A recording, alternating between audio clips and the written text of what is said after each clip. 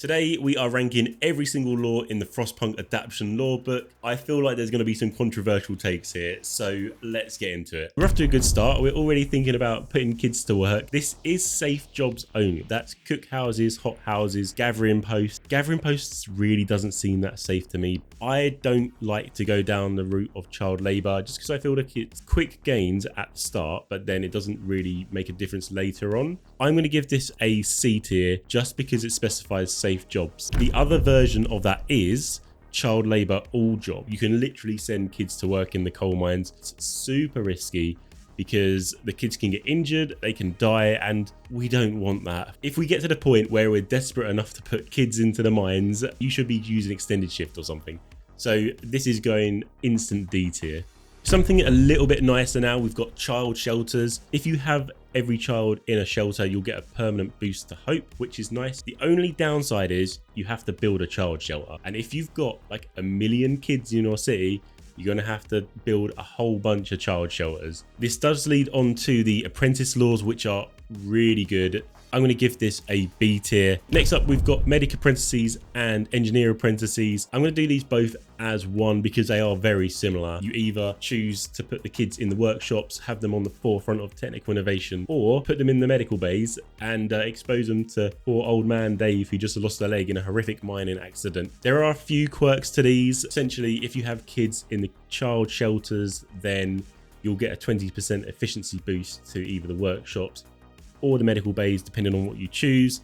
I'm going to give this an A tier because I love an efficiency boost. Emergency shift. Right, we're getting into the good stuff. This lets you put a workplace on a 24-hour shift. This can be really useful if you are in desperate need of resources. You can actually use it once without any penalties. Discontent will rise a little bit, but that'll go away at some point. If you do use it more than once though, people are at risk of dying. So what I tend to do, just use it once and then never use it again. I'm going to give this a B tier.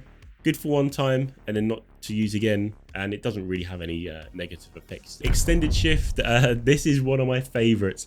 And if you're not using extended shift, you need to use it. It might seem a bit harsh extending the workday to 14 hours, but thank me later, you're essentially getting a free 40% boost to efficiency. People do get angry and discontent does rise a little with every extended shift. However, if you take that extended shift off, the discontent lowers by the same amount. So it's essentially free. You can get rid of the discontent very easily.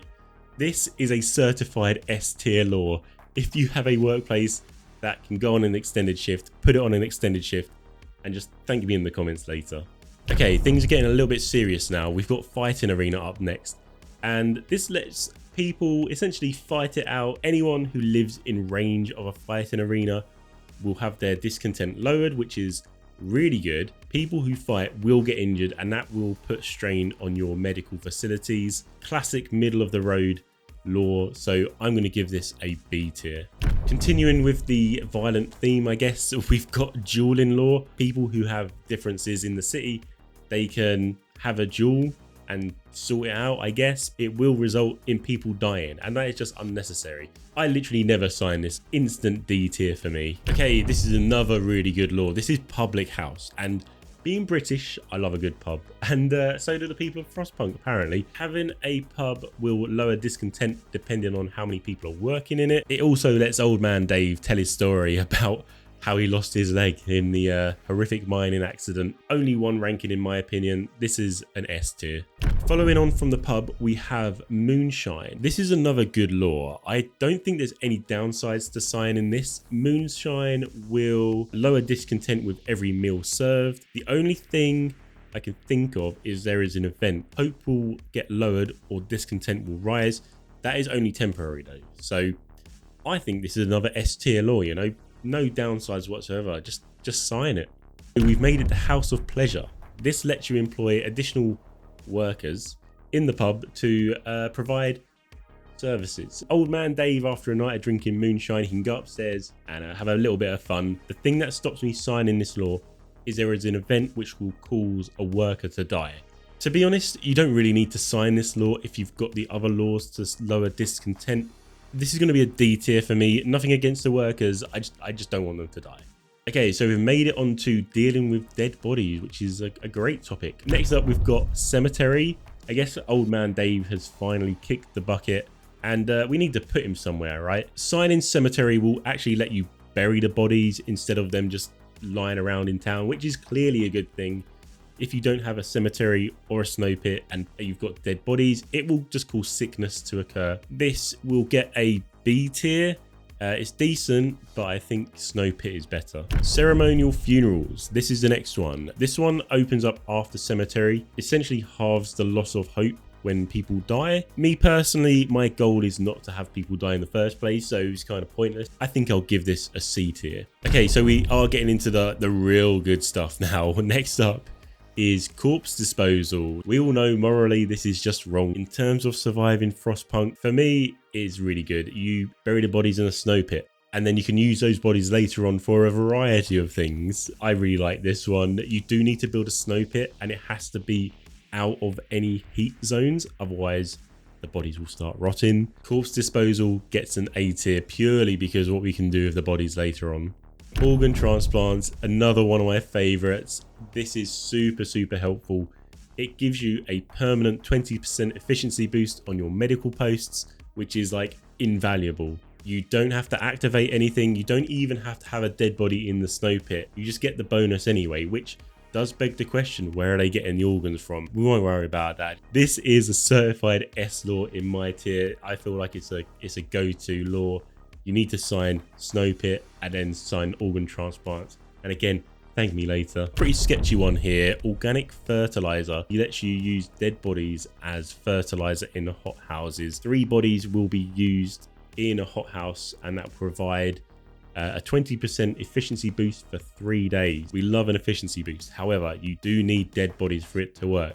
I guess if you've got the dead bodies, then go for it. Like I said, this is a sketchy one. I'm thinking B tier for this. Thank God we've got sustain life next. I don't want to talk about people dying anymore. Sustain life will essentially keep the gravely ill people alive. However, they will remain in a medical bay until you sign another law. However, they can't go back to work, which is annoying. I'm going to give this a B tier because we are keeping people alive, which is always good. However, these people just become a burden. I'd hate to say it. B tier, I can't bring myself to go any lower than that. On the other side of sustain life, we have radical treatment. Now we're talking. This will actually save people by chopping off their limbs and doing surgeries, everything in their power to like actually make these people better. Gravely ill people will actually get healed. However, 30% of them will be left as amputees. This is not as bad as it sounds. You can build a care house to look after amputees and actually make prosthetics, which will let them go back to work. Radical treatment, I'm going to give an A tier because this actually makes a difference. Now, this is another one of my favorites. This is overcrowding, and in fact, I'm going to call this one a game changer. It doubles the capacity of all of your medical facilities. So medical posts can now hold 10 people and infirmaries can hold 20 people.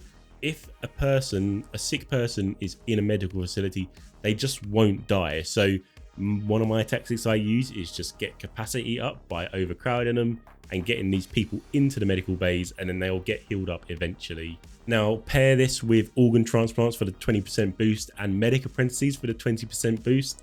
And you've got like so many people getting healed and back to work and are super useful. Game changer, like I said. S tier law. Just don't think about the conditions inside those places though. And then on the other side of overcrowding, we have extra rations for the ill.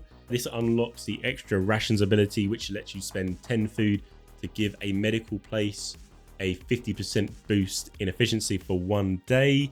Now, this sounds good, but it does rely on you having food, and it only applies to the facility that you activate it on. I'm going to put this D tier. I think this is pretty much useless, and the main thing for me, it actually blocks signing the overcrowding law, which is way more powerful in my opinion. So I hate to do it, but it's a D tier for me.